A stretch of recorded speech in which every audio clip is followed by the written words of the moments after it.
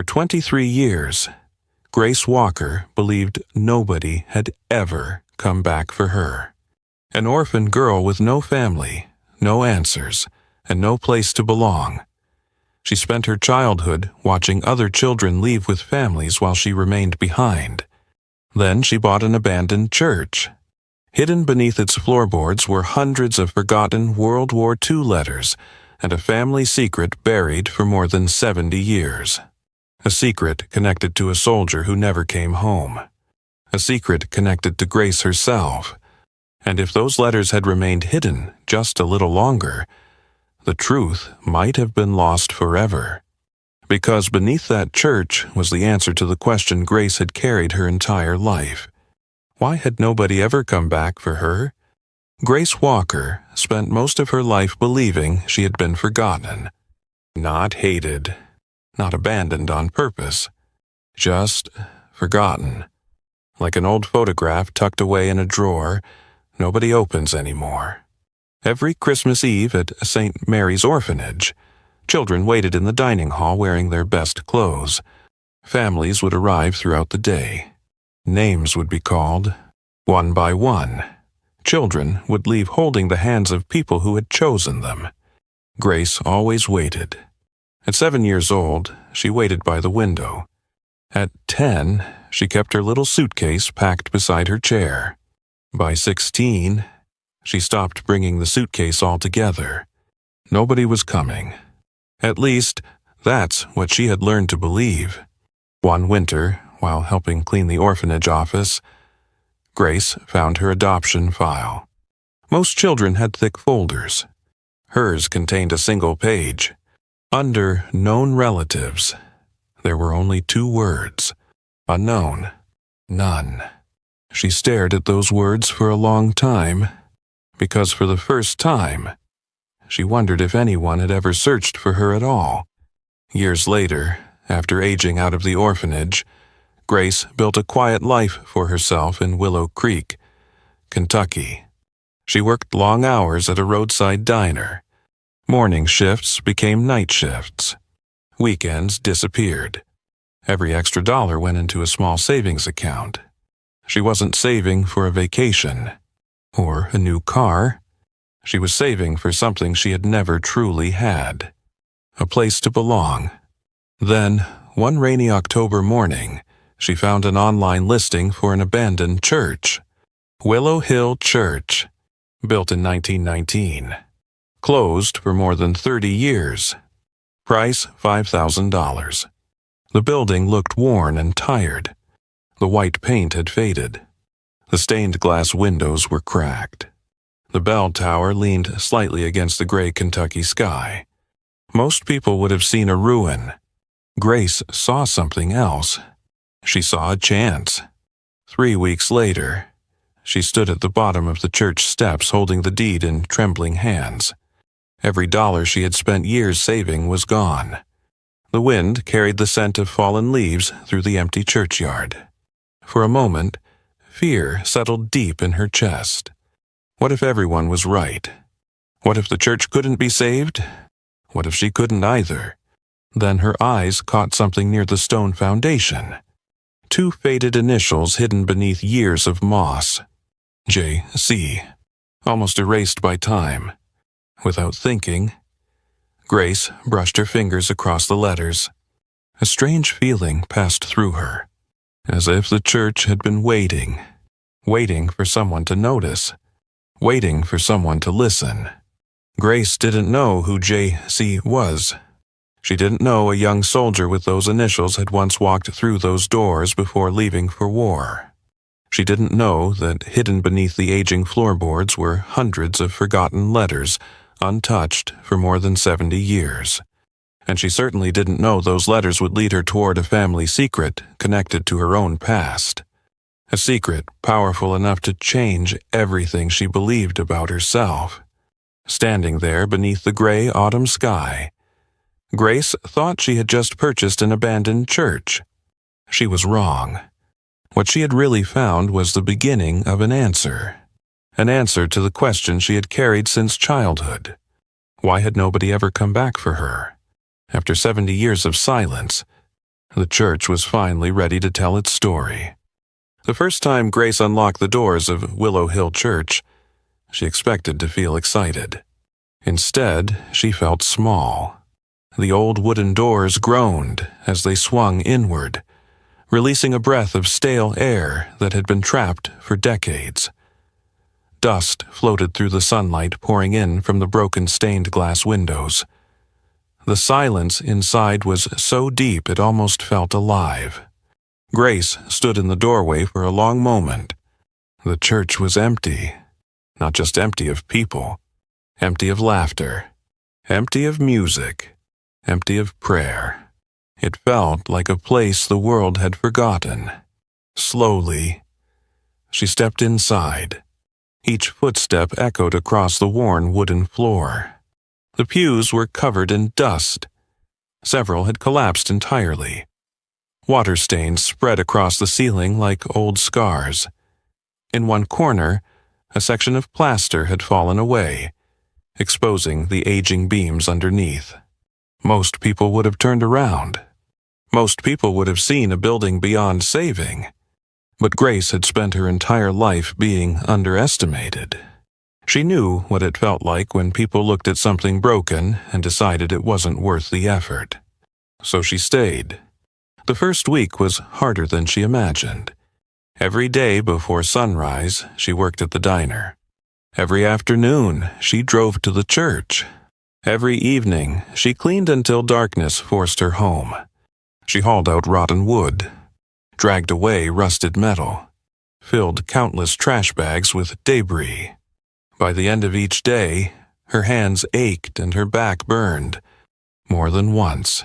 She sat alone on the church steps wondering if she'd made a terrible mistake. The money was gone. At the building, he was endless. And the town wasn't exactly cheering her on. Willow Creek was the kind of town where news traveled fast. People noticed everything. Especially when a 23-year-old orphan decided to buy an abandoned church everyone else had written off years ago. At the diner, Grace overheard conversations she wasn't meant to hear. That girl doesn't know what she's gotten herself into. Church ought to be torn down. She's wasting her money. One afternoon, an elderly customer shook his head and said kindly, "Sweetheart, some things are too broken to fix." Grace smiled politely, but those words stayed with her, because deep down she wasn't sure if he was talking about the church or her. Then came the storm. 3 weeks after she bought Willow Hill Church, a powerful autumn storm swept across Kentucky. Rain hammered the roof all night. Wind rattled the windows of Grace's tiny apartment. She barely slept. Every gust made her think about the church standing alone on that hill. She imagined the roof collapsing, the bell tower falling, everything she had worked for being destroyed before it had even begun. Before sunrise, she drove through the rain to see for herself. The road was muddy and nearly washed out. Her hands gripped the steering wheel so tightly her knuckles turned white. When she finally reached the hill, she stopped the truck and stared. The church was still standing, battered, soaked, but standing. Relief rushed through her so suddenly that tears filled her eyes. She climbed the steps and stepped inside. Rainwater had leaked through several holes in the roof. Puddles covered sections of the floor. Pieces of plaster lay scattered across the sanctuary. The damage was real, but something surprised her. The building had endured. After decades of neglect, after 32 years of storms, after being abandoned and forgotten, it was still here. Grace slowly walked down the center aisle. The church seemed different somehow, not weaker, stronger, as if every crack and scar told a story of survival. She stopped near the altar. The morning light pushed through the broken stained glass, painting soft colors across the floor. For the first time, she noticed something carved into one of the front pews. A name, then another, and another. Dozens of names. Generations of people who had once sat here, prayed here, married here, buried loved ones here. The church wasn't empty at all. It was full of memories, full of stories. And suddenly, Grace understood why she couldn't walk away. This wasn't just about restoring a building. It was about preserving something people had forgotten mattered, something she understood better than anyone, because she knew exactly what it felt like to be forgotten. That morning, she made a decision. She wasn't going to sell the church. She wasn't going to quit. No matter how long it took, no matter how difficult it became, Willow Hill Church deserved another chance. And maybe, so did she. As she turned to leave, her eyes drifted once more toward the faded initials carved into the stone foundation outside. J.C. The letters seemed insignificant, just 2 marks left behind by someone long gone. Yet, for reasons she couldn't explain, she found herself thinking about them again, wondering who that person had been, wondering what story had been left behind. She had no way of knowing that buried beneath her feet was a secret waiting to be uncovered, a secret that had survived wars, heartbreak, and 70 years of silence. And very soon, that secret was about to find her. It started with a sound, not a loud sound, not something that would have caught anyone else's attention, just a dull thud beneath the floor. Grace had been working alone that afternoon. The church was quiet except for the steady scrape of her broom against the old wooden boards. Outside, the last golden leaves of autumn drifted across the churchyard. Inside, dust danced through beams of sunlight.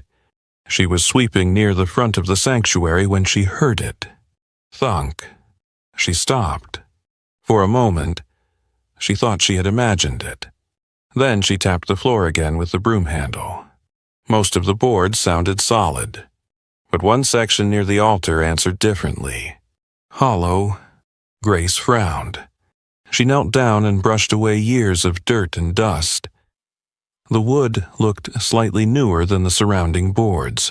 Not new exactly, just different, as if someone had repaired that section long ago, or hidden something beneath it. A strange feeling settled in her stomach. The same feeling she had experienced when she first saw the initials J.C., curiosity, and something else, something she couldn't quite explain. The next morning, she returned with a pry bar and a flashlight. For nearly an hour she worked carefully, removing nails weakened by time.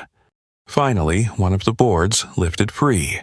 A cool draft escaped from below. Grace froze. Her heartbeat quickened. She pulled away another board, then another, and there it was.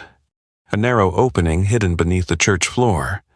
For several seconds she simply stared. The darkness below seemed endless, as though it had been waiting undisturbed for decades, and maybe longer. Most people would have called someone. Most people would have walked away. But Grace had spent her whole life searching for answers, and answers rarely came to people who turned around. She switched on the flashlight and carefully lowered herself through the opening. The air below was cool and damp. Stone walls surrounded her. A small staircase descended into darkness. Each step creaked softly beneath her weight. The deeper she went, the colder it became.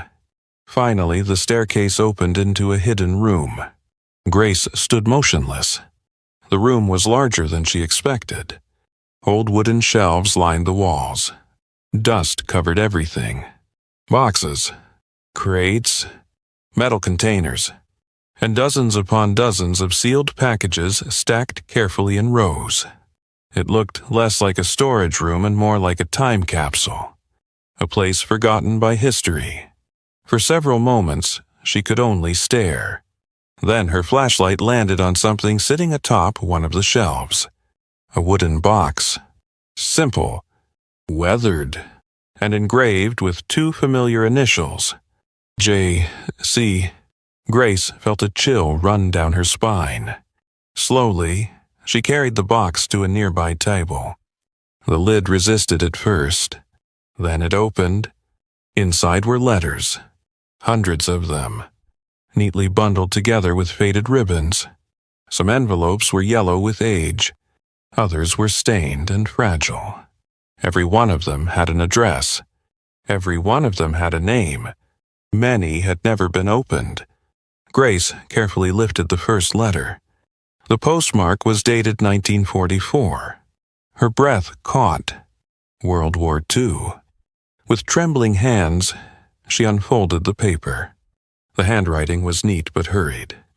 The letter began, "My dearest Eleanor, if this letter reaches you, then perhaps God has been kinder to me than I deserve." Grace swallowed hard. She wasn't reading history. She was reading someone's heart, someone's final hopes, someone's final fears. For the next hour, she sat in silence reading fragments of forgotten lives. Letters to wives, letters to mothers, letters to sweethearts, letters to children who may never have known they existed. Some ended with promises to return home. Others spoke of fear. Many spoke of faith. Several ended with words that brought tears to Grace's eyes. "I'll see you soon." She wondered how many of those men never got the chance. The deeper she searched, the more questions emerged. Why had these letters never been delivered? Who had hidden them? And why inside a church? Then she found something different. At the bottom of the box lay a leather journal. The cover was worn smooth by time. Across the front, stamped in faded gold letters, were the initials. J.C. Grace's pulse quickened. Carefully, she opened the first page. The handwriting matched several of the letters. The entry was dated June 1944. The name written beneath it made her stomach tighten. James Carter. For a moment, the room seemed to grow silent around her. James Carter. J.C. The initials on the stone. The initials on the box. The initials in the journal. Whoever he was, he had been important to this place. Very important. Grace turned another page, then another. Each entry revealed pieces of a life interrupted by war. Dreams, fears, plans for the future, and frequent mentions of someone named Eleanor, a woman he clearly loved. But as she reached the final pages, the tone changed. The writing became more urgent, more personal. One particular entry stopped her cold. James wrote about a child, an unborn child, his child, a baby he feared he might never meet. Grace stared at the words. Her chest tightened. Without realizing it, she pressed a hand against the journal. Something about the passage felt important, bigger than she could explain, as if she had just stepped onto the edge of a story much larger than the church itself, much larger than James Carter, and somehow much larger than her. Above her, the church stood quietly beneath the fading afternoon sky. But down in that hidden room, surrounded by forgotten letters and buried memories, Grace felt the first piece of a mystery beginning to move. She had entered the church looking for a home. Instead, she may have found a secret that had been waiting 70 years to be uncovered. And, for the first time in her life, Grace couldn't shake the feeling that the secret might be connected to her. For the next few days, Grace carried James Carter's journal everywhere she went. Not literally. She left it safely locked inside her apartment whenever she went to work. But mentally, it never left her side. While pouring coffee at the diner, she thought about it. While driving home beneath the fading Kentucky sunsets, she thought about it. Even at night, when she lay awake, staring at the ceiling, she found herself replaying the words she had read beneath the church. Something about James Carter refused to leave her alone. At first, Grace told herself it was simple curiosity. Anyone would be fascinated by a hidden room filled with 70-year-old letters. Anyone would want to know who James Carter had been. But deep down, she knew it was more than that. Much more. Every evening after work, she returned to Willow Hill Church. She'd spend an hour cleaning, maybe 2. Then she'd sit alone in one of the old pews with James's journal resting in her lap. The church had become quieter since the discovery. Or perhaps Grace had simply started listening. The old building no longer felt abandoned. It felt occupied. Not by ghosts, not by anything frightening, but by memories. The journal was filled with ordinary things. Descriptions of church picnics, fishing trips, Sunday services, stories about neighbors whose names had long since disappeared from town records. James wrote about Willow Creek the way people write about places they love. Every page felt alive, and slowly, Grace began to feel as though she knew him. He wasn't just a soldier. He wasn't just a name carved into stone. He had been a real person. Someone who laughed. Someone who dreamed. Someone who worried about the future. Someone who had sat in these very pews long before she was born. Then one evening, everything changed. Grace was reading beneath the soft glow of a work lamp when she reached an entry dated September 1944. The handwriting looked shakier than usual. James had written it just days before shipping overseas. Grace read slowly. Every word seemed heavier than the last. James wrote about fear. Not fear of war. Not fear of death. Fear of leaving someone behind. Fear of never meeting his child. Grace turned the page, and there it was. A sentence that made her heart stop. If I don't come home, I pray my child never believes I abandoned them. Grace stared at the words. Read them again. Then again. A strange ache spread through her chest. Because for most of her life, abandonment had defined her story. Every unanswered question, every lonely birthday, every Christmas spent watching other children leave, all of it traced back to one belief. Someone had left her behind. Someone had chosen not to stay. But James's words challenged that belief. What if some people never leave by choice? What if circumstances steal people away before they have the chance to return? The thought lingered long after she closed the journal. For the first time, Grace wondered if there might be parts of her own story she didn't understand. The following weekend, she visited the county records office. She wasn't looking for anything specific. At least, that's what she told herself. She simply wanted to learn more about James Carter. The clerk pointed her toward old newspaper archives and military records. Hours passed. Most of what she found was ordinary, until she discovered a faded newspaper clipping from 1945. The headline announced the death of Private James Carter overseas. Below the article was a photograph. Grace froze. She had seen that face before. Not in the journal. Not in the church. In her own reflection. Not exactly, but enough to make her stomach tighten. The same eyes. The same jawline. The same smile. She immediately dismissed the thought. Thousands of people looked alike. It meant nothing. It had to mean nothing. Still, she tore out a copy of the article and slipped it into her bag.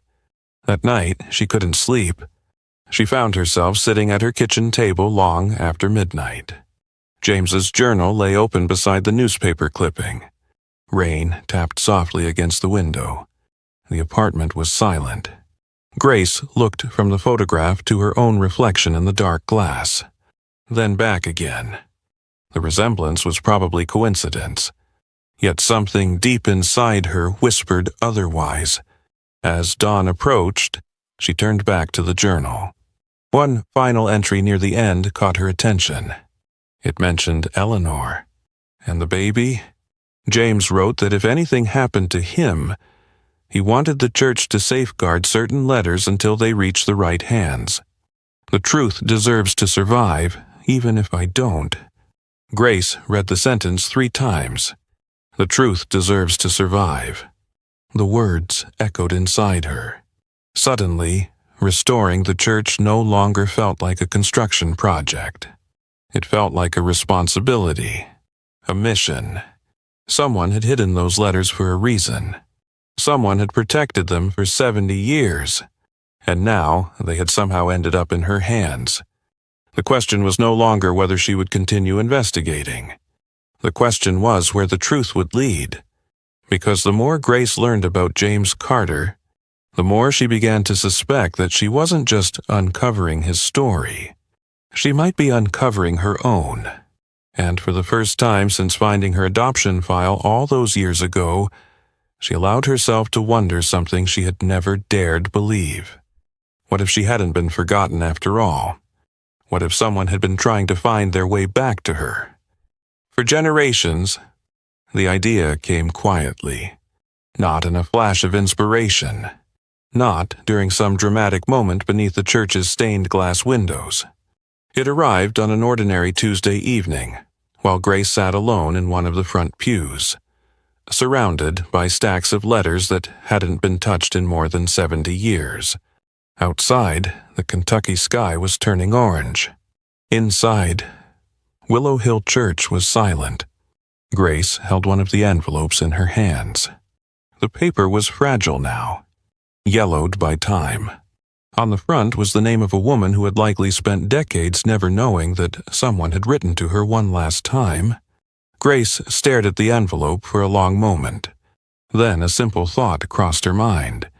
What if some of these families were still out there? The idea refused to leave. That night, she carried several letters home and spread them across her kitchen table. One by one, she wrote down names, addresses, dates, military units, any detail that might help identify surviving relatives. Most of the addresses no longer existed. Many of the towns had changed. Some families had probably moved away generations ago.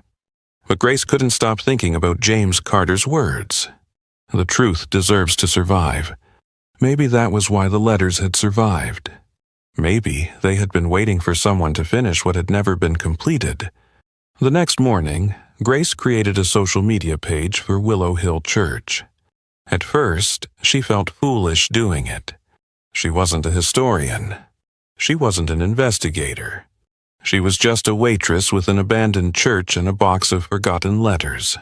Still, she posted photographs of a few envelopes. She shared a brief explanation.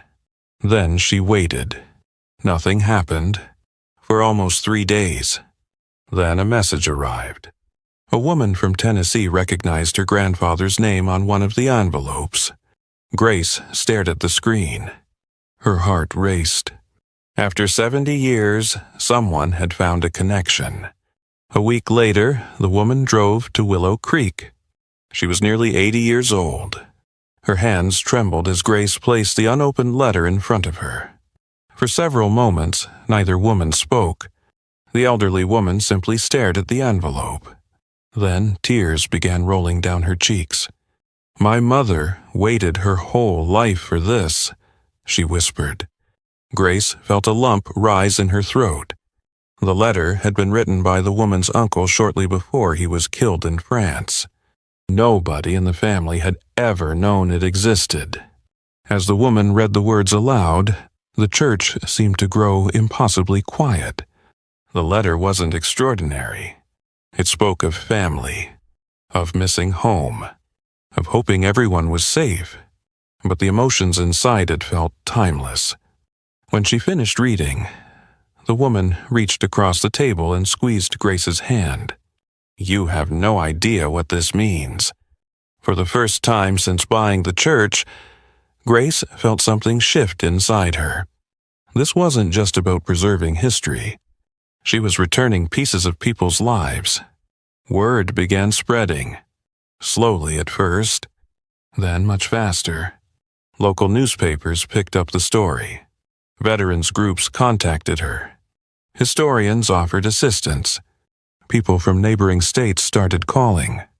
Each week brought new names, new families, new reunions. The church that everyone had forgotten was becoming something unexpected, a place where lost stories could finally come home. Then, one evening, a package arrived. Inside were copies of military records sent by a retired genealogist from Ohio. The man had read about the church online and volunteered to help identify some of the soldiers. Grace spent hours reviewing the documents. Most contained information she already knew. Then she found James Carter's file. Immediately, her attention sharpened. There wasn't much. A service record, several official notices, a casualty report, but attached to the file was something she hadn't seen before. A handwritten note. The note referenced a child born shortly after James was reported missing. Grace's pulse quickened. She read the sentence again, and then again. The child's name wasn't listed. Neither was the mother's. Only a brief remark, indicating that arrangements had been made through a church-affiliated organization following a family dispute. A family dispute. Grace sat back in her chair. Something about the wording bothered her. People didn't hide information unless they had a reason. Suddenly, James's story felt much larger than she had imagined. For the next several days, she dug deeper. She visited county archives, old church records, historical societies. Everywhere she looked, pieces were missing. Pages had disappeared. Records stopped abruptly. Names were crossed out. The trail seemed to vanish whenever she got close to answers. It didn't feel accidental. It felt deliberate, as if someone had wanted the story buried. One rainy afternoon, Grace visited an elderly former church secretary living in a nearby nursing home. The woman was 94 years old. Her memory wandered at times. But when Grace mentioned James Carter, something changed. The old woman's eyes sharpened. "James," she whispered. "I remember James." Grace leaned forward. The woman stared toward the window for a long moment. Then she spoke quietly. "He wasn't supposed to be forgotten." A chill ran through Grace. "What do you mean?" The woman hesitated, as though deciding whether to reveal something she had carried for decades. There were rumors after the war.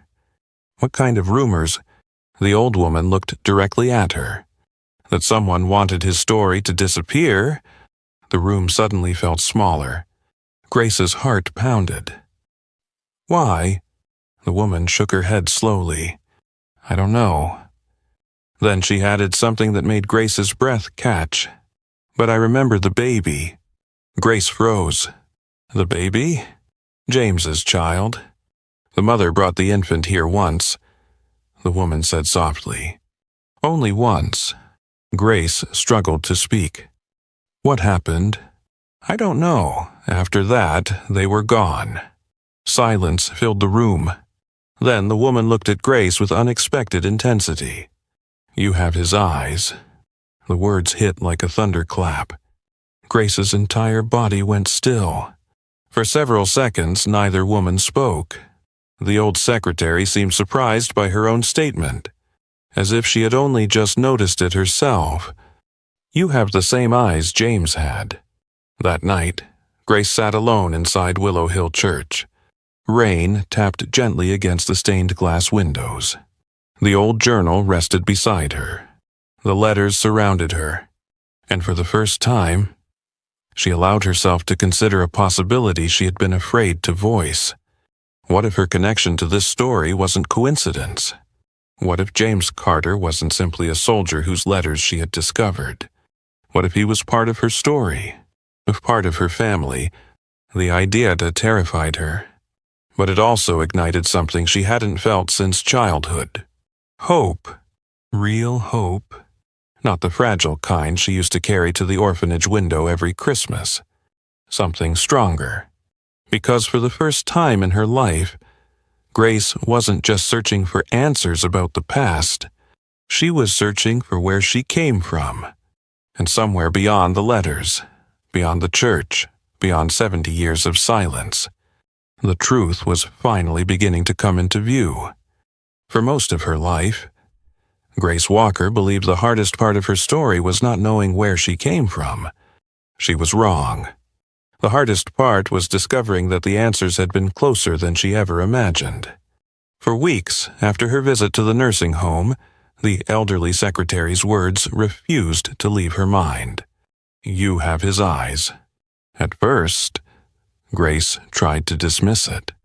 People saw patterns where none existed. People made assumptions.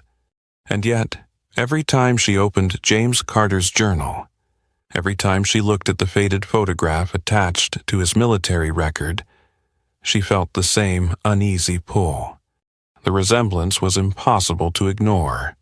His eyes, his smile, even the way he tilted his head in photographs, the similarities haunted her. Still, Grace wanted facts, not hope. Hope had disappointed her before. So she kept searching. The breakthrough came unexpectedly. One afternoon, a genealogist named Robert Hayes called from Ohio. For weeks, he had been helping Grace trace military records connected to the letters. His voice sounded different this time, more serious, more careful. "Grace," he said, "I think I found something." Her heart immediately began to race. "What is it?" There was a brief pause. Then Robert explained. Among several archived church records, he had located documents connected to the infant mentioned in James Carter's file. The records were incomplete, but one detail stood out. The child had eventually been transferred into the state adoption system, the same system Grace had entered decades later. Grace gripped the edge of her desk. Her pulse thundered in her ears. "That doesn't prove anything." "I know," Robert said gently, "but there's more. The child had a daughter. That daughter later became a mother herself. And according to the available records, her child had been placed for adoption shortly after birth." Grace stopped breathing. The room seemed to tilt around her. Because that part sounded familiar. Far too familiar. A few days later, Robert arrived in Willow Creek carrying a thick folder of documents. Together, they sat inside Willow Hill Church beneath the afternoon sunlight. Neither spoke much. Neither wanted to say what they were both thinking. Finally, Robert opened the folder. Birth records. Church records. Adoption paperwork. Fragments of lives separated by decades. One document led to another. Another led to another, like pieces of a puzzle slowly falling into place. And then they found it. The missing connection. The document that linked Grace's adoption records to the same family line connected to James Carter. For a long moment, Grace simply stared. Her eyes moved across the page again and again. The words never changed. The truth remained. James Carter wasn't a stranger. He wasn't just a soldier whose letters she had discovered. He was her great-grandfather. The church fell silent. Grace felt tears gathering before she even realized she was crying. 23 years. 23 years of wondering. 23 years of believing she had come from nowhere. And suddenly, she didn't. She belonged to a story. A real story. A family. A history. A name. For several minutes, she couldn't speak. Robert quietly handed her a tissue. Neither of them said much. There are moments in life so profound that words only get in the way. This was one of them. But the story wasn't over. In fact, it was only beginning. Through additional records, they discovered something even more surprising. Grace wasn't alone. Several distant relatives were still alive, scattered across different states. People who had never heard of her. People who had no idea she existed. The possibility terrified her. What if they didn't want to know her? What if they rejected her? What if she had built up this dream only to lose it again? For days, she carried those fears in silence. Then, one evening, she opened James Carter's journal. A familiar page fell open. The same entry she had read countless times. If I don't come home, I pray my child never believes I abandoned them. Grace stared at the words, and suddenly she understood something. James had spent his final days hoping his child would know the truth. If she walked away now, that truth would remain unfinished. So she made the call. The first conversation lasted less than 10 minutes. Awkward, careful, emotional. The second lasted nearly an hour. The third stretched even longer. One call became many. Many became relationships. And before long, plans were made. Several weeks later, a small group gathered at Willow Hill Church. Grace arrived early that morning. Her hands trembled so badly she could barely unlock the doors. She had imagined this moment her entire life, and yet nothing could prepare her for it. One by one, cars pulled into the church parking lot. People stepped out, some elderly, some middle-aged, some carrying old photographs, others carrying stories, all carrying questions. For a few seconds, everyone simply stood there, looking at one another, trying to recognize pieces of themselves in unfamiliar faces. Then an elderly woman stepped forward. Tears already filled her eyes. She looked at Grace for a long moment, then smiled. "Oh my goodness," she whispered. "You look just like James." The words broke something open inside Grace. The years of loneliness, the unanswered questions, the fear, the grief. All of it seemed to rush out at once. And for the first time in her life, she wasn't standing alone. The church that she had purchased hoping to find a home had given her something far greater. It had given her roots. That evening, after everyone had gone home, Grace remained inside the sanctuary. The setting sun painted the stained glass windows in gold and crimson. The letters rested safely inside display cases. James's journal lay open nearby. She looked around the church and smiled through tears. Months earlier, she had come searching for a building worth saving. Instead, she had found a family. And perhaps something even more important. She had finally found herself. For the first time since she was a little girl sitting beside that orphanage window on Christmas Eve, Grace no longer wondered whether anyone had ever come back for her. The answer had been waiting beneath Willow Hill Church all along. And now she knew. She had never truly been forgotten. The morning Willow Hill Church reopened. Grace arrived before sunrise. The air was cool, carrying the scent of freshly cut grass and fallen leaves. A thin layer of fog rested across the fields below the hill, softening the landscape into something almost dreamlike. For a few moments, she stood alone at the bottom of the church steps, just looking. A year earlier, those same steps had been cracked and covered with weeds. The windows had been broken. The roof had leaked. Most people in Willow Creek believed the church had reached the end of its story. Now, warm light glowed behind the restored stained glass windows. Fresh paint covered the weathered walls.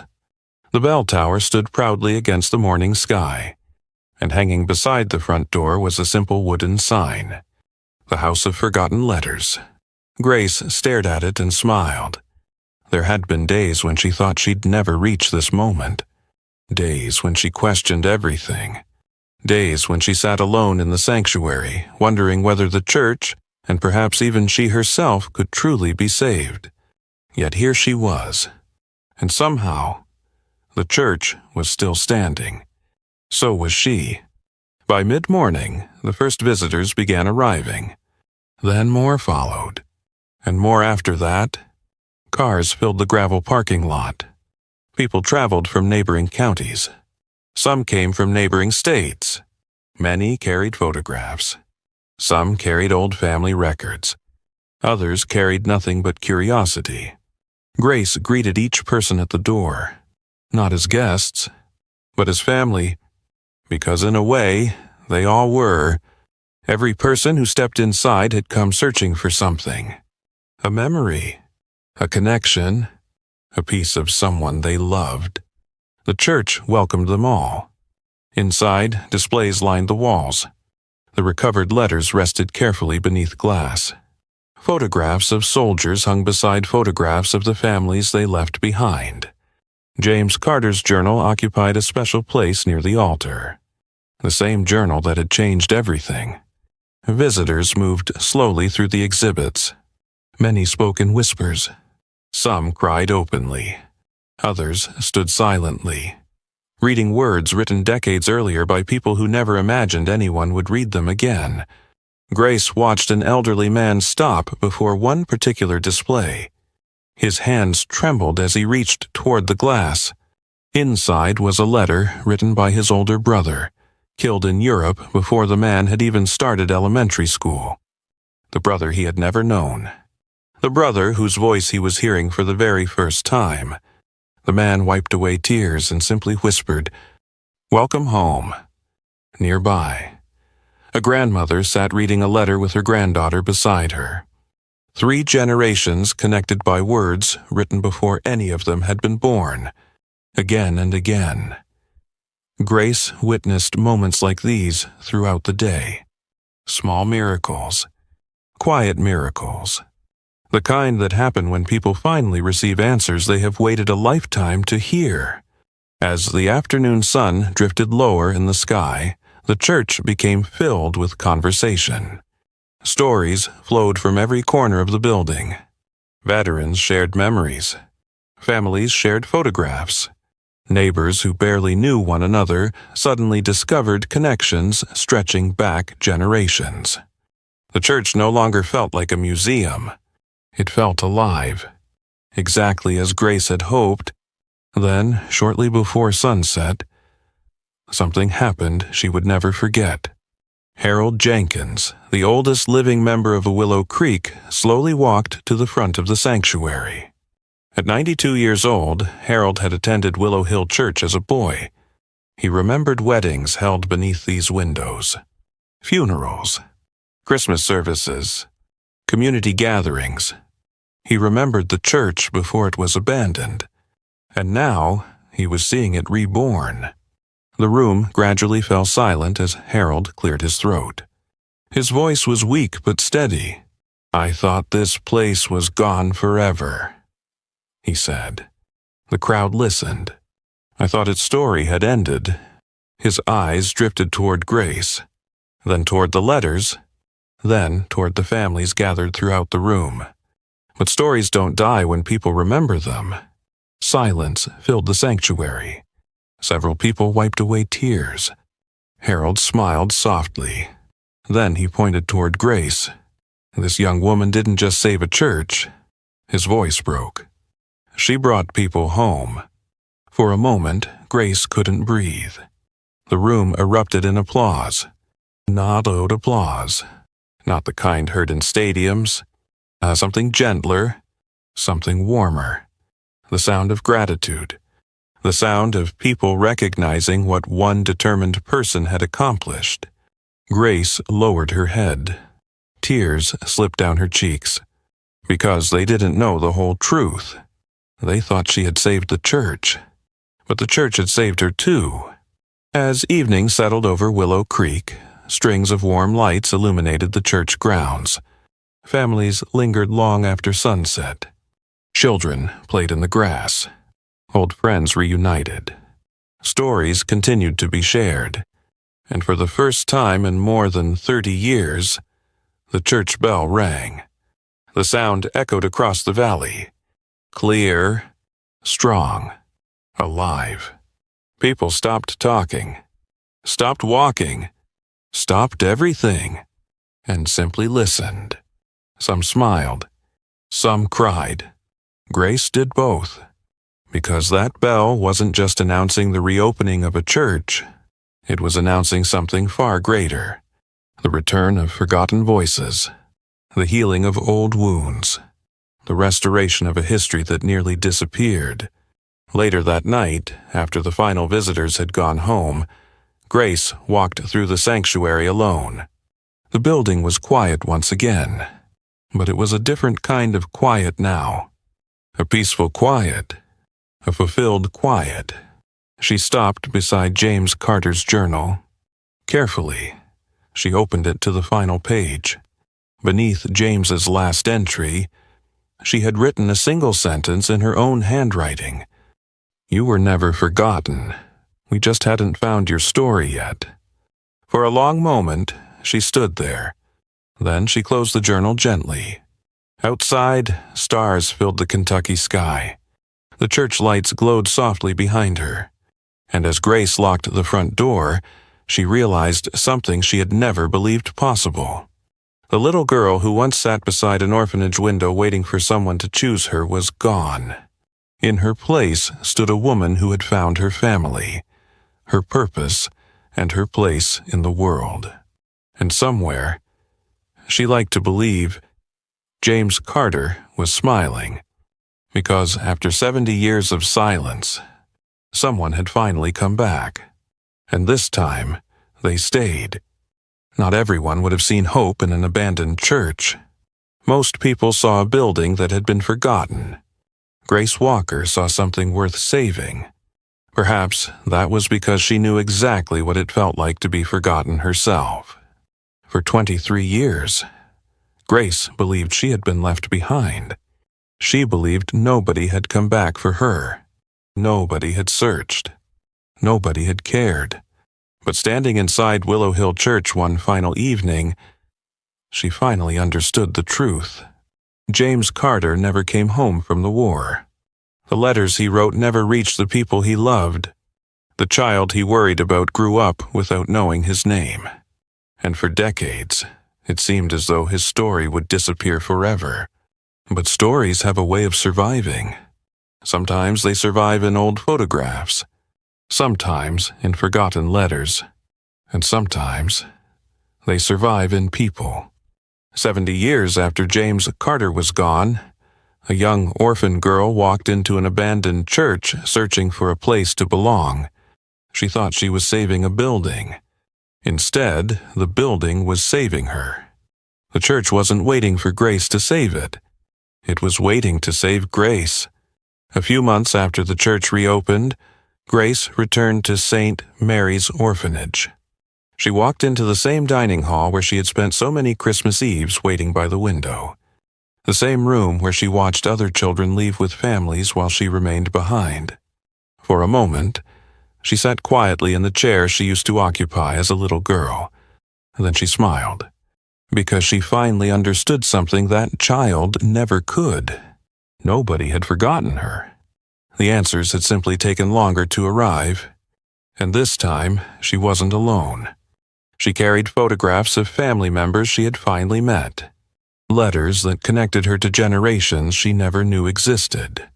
And a story that had led her home for most of her life. Grace wondered why nobody came back for her. Now she knew. Someone had. It just took 70 years. Because in the end, this was never really a story about an old church, or lost letters, or even a forgotten soldier.